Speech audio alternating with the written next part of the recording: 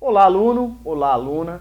Eu sou Marco Aurélio, professor de filosofia, e hoje nós vamos falar sobre os sofistas e a sua retórica.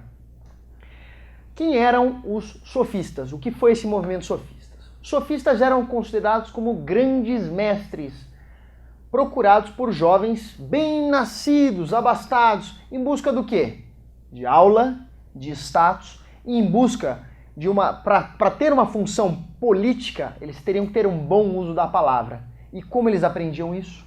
Através dos sofistas. Como eu disse, os sofistas eram grandes mestres na arte de bem falar. E quem eram? Eram professores, eram artesãos, eram pessoas do povo que tinham uma eloquência, eles tinham o dom da palavra.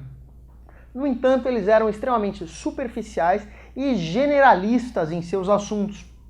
Através disso, eles negam a existência da verdade. Para eles, a verdade não existe. O que existem são opiniões, são pontos de vista. O homem é a medida de todas as coisas. Atenção, pessoal do marketing, pessoal da publicidade, pessoal do direito, isso vai cair na sua prova. O que isso quer dizer? Para Protágoras, o autor dessa frase, o homem é a medida de todas as coisas. Para ele, não existe verdade, existem opiniões.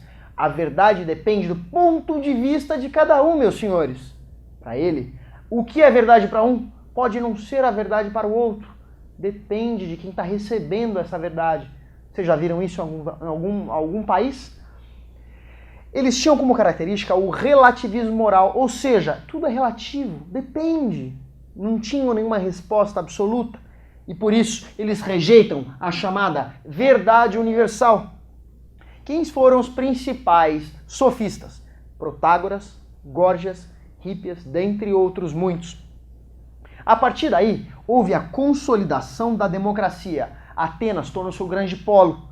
Como eu disse, geograficamente era um local importante. Era um centro político, econômico, artístico e filosófico da antiguidade. E deu-se então início à fase antropológica, ou seja, baseada no homem e não mais em Deus. As aulas sofistas eram baseadas do quê? Da retórica. Hoje ouvimos de um modo pejorativo que alguém discursou de uma forma retórica. E o que isso quer dizer? A retórica ela visa o quê? A ação, a persuasão do interlocutor. De um modo geral, ela é genérica e despreza o conhecimento do assunto daquele objeto. É superficial. Sempre numa retórica, a verdade e o conhecimento são uma ilusão. Não há uma verdade definida, uma verdade absoluta.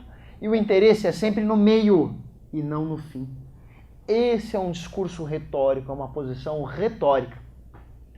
Os sofistas tinham como principais características o relativismo, ou seja, tudo o que eles diziam, todas as suas aulas eram variáveis, eram contingentes, nada era absoluto, nada era real, sempre relativo, dependendo de quem? Do sujeito e não do objeto.